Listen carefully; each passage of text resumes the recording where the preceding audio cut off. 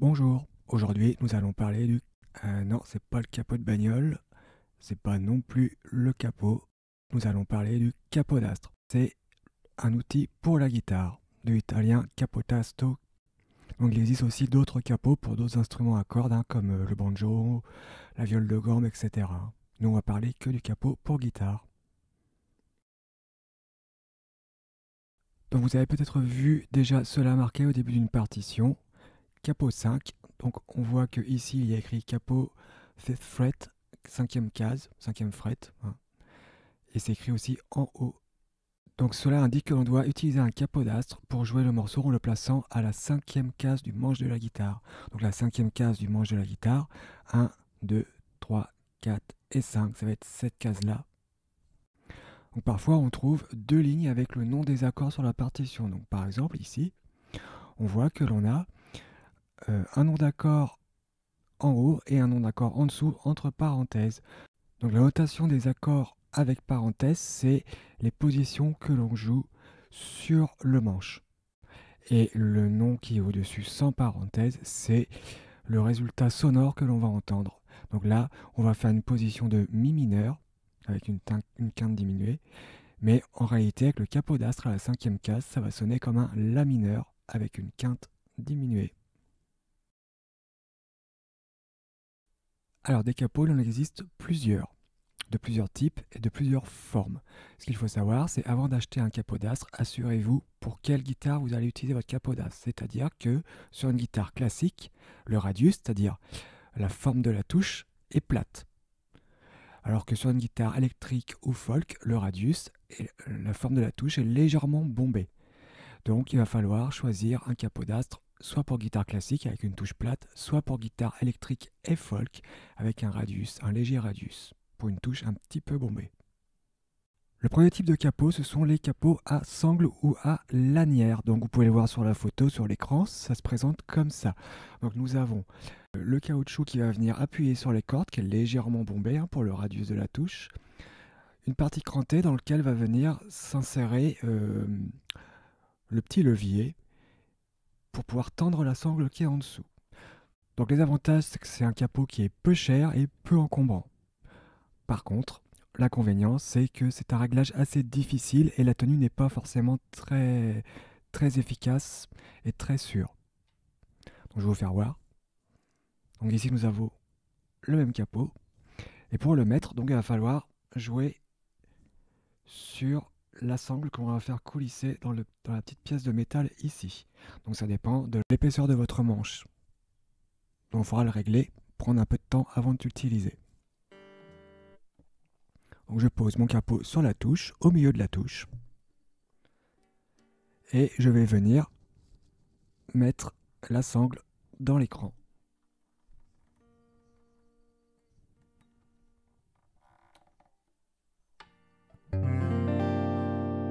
On voit que il n'est pas bien mis, qu'il n'est pas assez serré.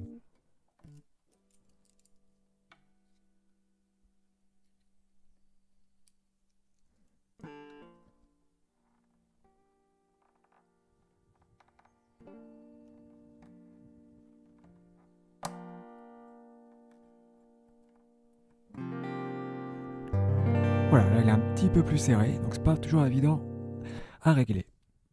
Donc il y a un autre type de capot à lanière, c'est ce qu'on appelle les capots flamenco. Donc en voici sur l'image. Donc vous avez toujours la sorte de lanière, mais cette fois-ci c'est un bout de cuir dans lequel il y a une petite cordelette qui fait tout le tour du manche et qui est enroulée sur la clé ici de serrage. Donc c'est comme une clé pour les violons, d'accord? C'est une clé qui s'emmanche à force. Et là, l'avantage, c'est que la tenue est un peu plus solide et qu'il n'y a pas de... On ne peut pas abîmer la guitare parce qu'il n'y a que des parties en cuir ou en feutre qui touchent le manche. Donc là, à serrer, c'est un peu plus facile. Il suffit de tourner la clé et ça va serrer la corde, la lanière, autour du manche.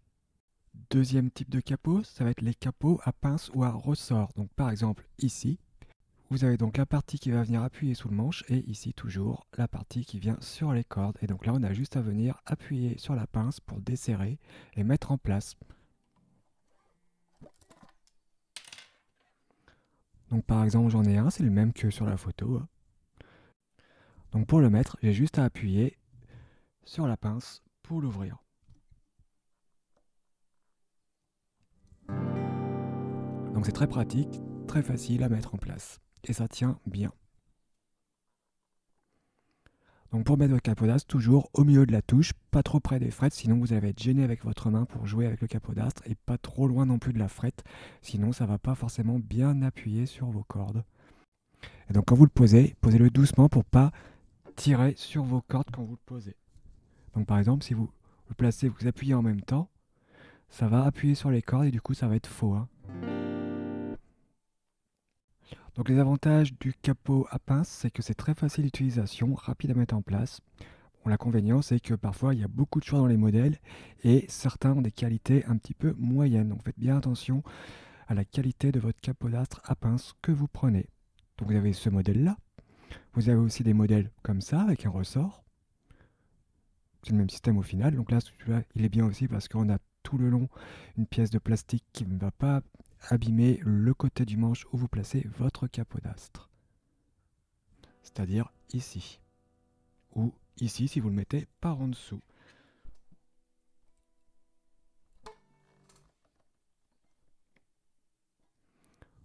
Vous pouvez le mettre par en dessous aussi, il n'y a pas de souci. Vous avez aussi ce type de capot à ressort. Là, en fait, on a juste besoin de bouger le petit triangle en plastique qui va desserrer le ressort. Et cette partie-là va tourner par rapport à cette partie-là. Donc là, vous pouvez régler la pression du ressort, hein, sur ces modèles-là. Le prochain type de capodastre que l'on va voir, ce sont les capodastres à vis. Donc sur la photo, vous voyez que ici, cette partie-là qui va venir appuyer sous le manche va être levée par la petite roulette. Celle-ci est munie de roulettes, ce qui la classe dans la catégorie les armes. À roulette! Oula! J'ai un peu trop gueulé, ça, non? À roulette. Quand on va serrer ou desserrer la vis qui est en dessous. La vis ici vient appuyer là et ça va venir faire lever la languette pour appuyer autour du manche. Vous avez aussi d'autres types de capots à vis, par exemple ceux-là. La partie qui est ici va s'enlever totalement. On va pouvoir le mettre par-dessous la guitare et on va revenir refermer la partie par-dessus. Et donc une fois qu'on a resserré donc le loquet au-dessus, on va pouvoir visser pour remonter cette partie-là qui va venir appuyer le capodastre sur les cordes. Donc l'avantage de ces capots à vis qu'on appelle yoke steel, Y-O-K-E, c'est que c'est très stable une fois mis en place et c'est très solide. L'inconvénient par contre, c'est que c'est un petit peu plus loin à monter au départ. Un autre type de capot qui est assez récent, c'est ce type de capot-là. On appelle ça des spider capots. Spider cochon, il peut marcher au plafond. Est-ce qu'il peut faire une toile? Bien sûr que non, c'est un cochon. Prends garde, Spider cochon est là. Donc l'avantage de ce système, c'est que on a des petits picots là qu'on peut bouger. Il y en a un qui est en arrière ici et un qui est relevé. Et on voit que ça va venir faire appuyer la partie ronde ici ou la levée de la corde. Et on va pouvoir ainsi mettre un capodastre sur chaque corde comme l'on veut. Donc là, on voit que le petit picot sur la grosse corde est actionné. Pareil la corde de ré, pareil sur la corde de sol. Par contre, la corde de la, si et mi aigu ne sont pas appuyées par le capodastre. Donc on va pouvoir choisir certaines cordes avec le capodastre. Donc ça permet d'avoir des accordages un petit peu alternatifs. Donc l'avantage, c'est que chaque corde peut être indépendamment appuyée par le capot.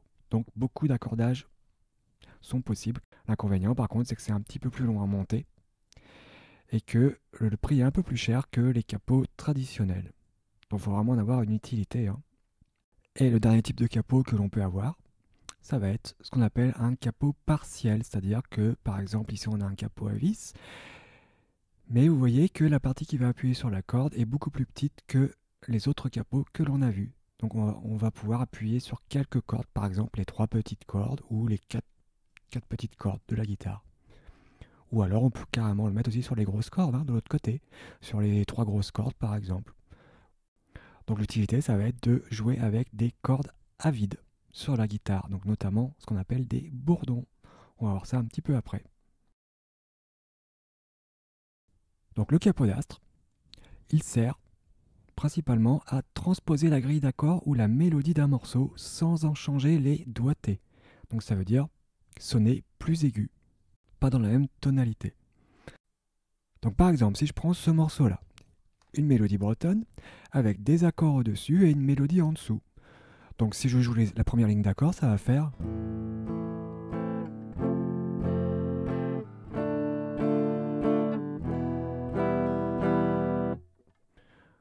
Donc avec mon capot troisième case, ça va sonner comme ça.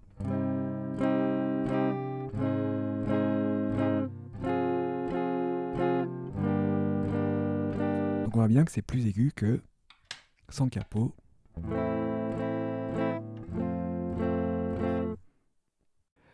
Et ça va être pareil pour la mélodie. Mais ici, après le capot, donc ça sera toujours des 2, 1 et 0, mais on voit bien que c'est plus aigu. Donc là, j'ai pas besoin de transposer dans ma tête toutes les notes et tous les accords. J'ai juste besoin de mettre mon capot et de jouer exactement comme d'habitude. Donc le capodastre, grâce à ce tableau-là que je vous ai mis ici, quand je mets mon capot à la troisième case, en fait, j'augmente de 1 ton et demi ma mélodie. Si je le mettais à la case 4, j'augmenterais de 2 tons. Deuxièmement, le capot permet de simplifier les positions d'accords sur certaines tonalités, par exemple celles qui ont pas mal d'accords bémol ou dièse, qu'on joue un petit peu moins facilement à la guitare que les tonalités sans dièse ou sans bémol. Par exemple, ce morceau-là qui est en mi bémol au départ, je vois que j'ai déjà 3 bémols sur le début. Mi bémol, la bémol, si bémol. Après, j'ai un autre barré ici, do mineur, un autre ici, sol mineur, donc il y a beaucoup de barrés dans le morceau. Bon, c'est soit je connais mes barrés et il n'y a pas de souci, sinon, je ne vais pas m'embêter, je vais prendre le capodastre pour simplifier la grille d'accords. Donc si je mets mon capot à la troisième case, ce que j'ai écrit ici, mon accord d'avant qui était ici, qui était un mi bémol, va se transformer en do. Et le deuxième accord, qui était un la bémol, va se transformer en fa, etc., etc. Donc ici, je vous ai mis la grille d'accords transposée avec le capot 3. Donc le morceau sans capot,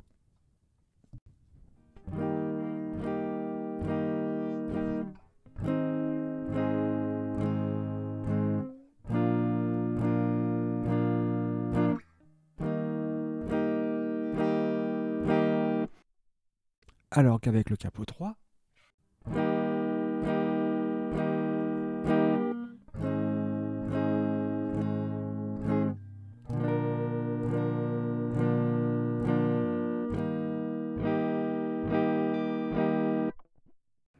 on n'a que 2 accords barrés, alors que tout à l'heure, on avait 1, 2, 3, 4, 5, 6.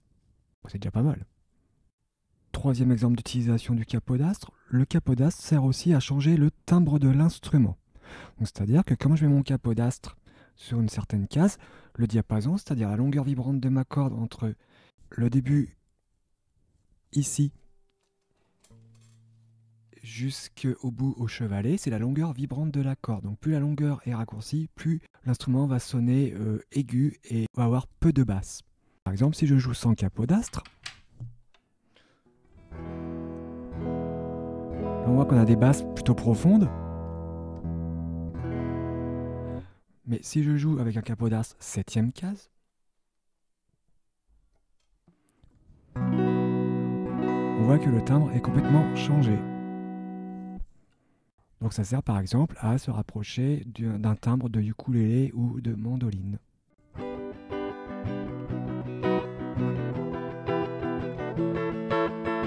On voit que comme ça, on a tout de suite quelque chose d'assez typique. Quelque chose de typique. Quelque chose de typique. Le capodastre sert aussi à adapter la tonalité du morceau à la tessiture du chanteur ou de la chanteuse. Donc par exemple, sur l'exemple que vous avez ici, Alléluia de Leonard Cohen, lui a une voix très grave et donc chante en do ce morceau-là. Sauf que Jeff Buckley, qui a repris ce morceau-là dans le milieu des années 90, a une tessiture beaucoup plus aiguë. Donc lui, il ne pouvait pas chanter aussi bas que Cohen. Donc ce qu'il a fait, c'est qu'il a adapté ce morceau-là à cette tessiture de voix. Et il a mis un capot 5e case. Donc il met un capot case 5 et il fait exactement les mêmes accords que Leonard Cohen.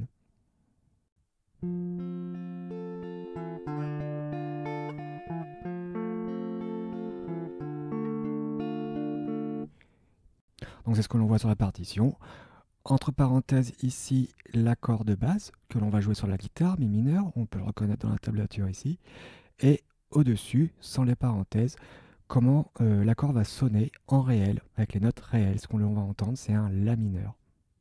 Donc par exemple, le capodastre peut servir pour accompagner ou jouer des parties d'instruments transpositeurs. Donc pour nous, ce qui va être intéressant, ça va être par exemple, si on tombe sur un instrument transpositeur en Ré, on va pouvoir mettre un capodastre en case 2 et jouer la partie de l'instrument transpositeur.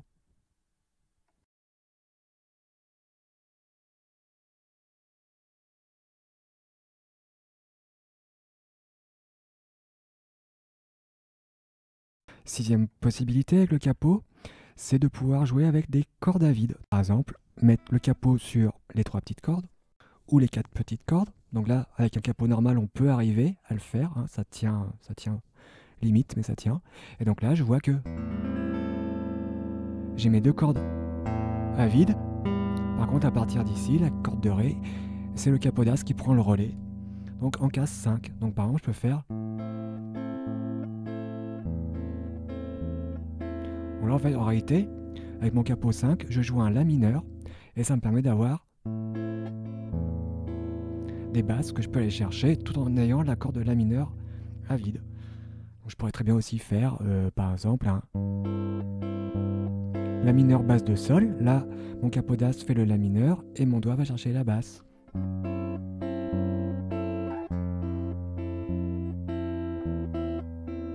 Donc, je peux faire des choses qui sont... plus facilement jouable que si je n'avais pas de capodastre. Il aurait fallu que je fasse un mini barré.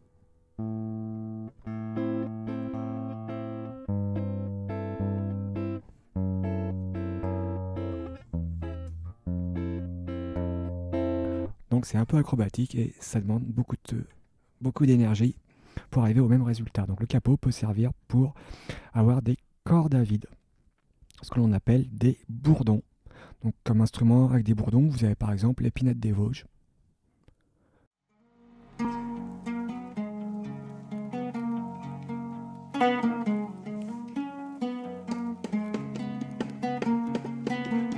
Comme la neige dans le vent. Non, merci, c'est bon. Cassez-vous d'ailleurs, ça m'énerve. Barrez-vous. Et dernière astuce pour utiliser le capodastre, c'est faire des transpositions de motifs. Par exemple, si je prends le motif de blues ou de rock'n'roll, donc je peux prendre une grille par exemple en La, comme on avait déjà vu dans une vidéo précédente. On avait vu que pour le La, le Ré et le Mi septième, on avait ce motif-là en La, ce motif-là en Ré et ce motif-là en Mi. Donc pour jouer ça, je vais pouvoir utiliser mon capodastre pour changer de tonalité. Donc si là je suis en La, si je veux le jouer en Do, sur ma deuxième grosse corde, j'ai un La à vide. Donc si je mets mon capodastre en troisième case, je vais avoir un Do cette fois-ci à vide.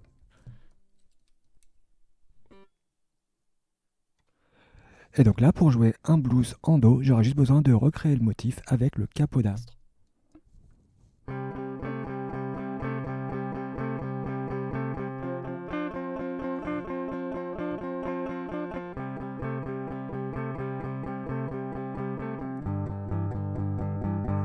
Etc. Mais je pourrais le mettre aussi dans une autre tonalité. Hein. Donc par exemple, une tonalité un petit peu moins évidente à jouer, Si bémol. Sur ma deuxième corde à vide encore, j'ai un Si bémol, première case. Donc je mets mon capodastre en première case. Et là, le motif.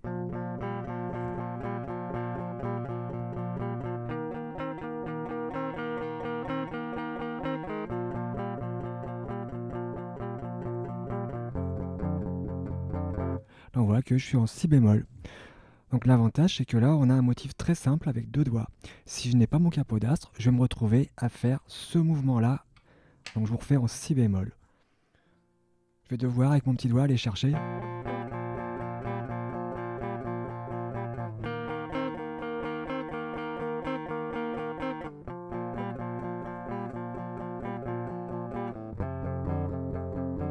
Donc, vous voyez que là, c'est assez fatigant. Là, je suis sur les cases les plus larges. Et donc tenir tout un morceau comme ça va vite être très très fatigant. Donc le capodastre, là, il est utile pour transposer ce motif-là, par exemple. Donc les choses à éviter avec un capot, il faut éviter de le placer trop près ou trop loin de la frette, comme je vous disais tout à l'heure. Donc ce qui est bien, c'est de le placer au milieu de la case, parce qu'il n'est pas trop loin de la frette, ce qui fait que la corde va bien être plaquée sur la frette que l'on vise. Et si on le met au milieu, il ne va pas nous embêter pour mettre la main. Si je le mets ici, mon capodastre, quand je vais vouloir mettre ma main ici, je vais être gêné peut-être par le capodastre. Donc je vais le reculer plutôt sur la moitié de la case. Et donc là, ma main peut venir plus facilement chercher la première case. Et en plus, ça évitera que la corde soit appuyée trop près sur la frette, que ça casse un petit peu, entre guillemets, l'âme de la corde.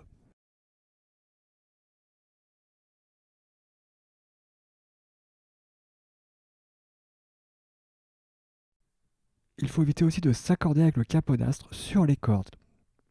Pourquoi? Parce que quand on va desserrer une corde, peut-être que la corde va pas totalement être relâchée, va être retenue par le capodastre. Idem quand on remonte la corde. Si on remonte la corde, elle va peut-être pas bien coulisser sous le capodastre.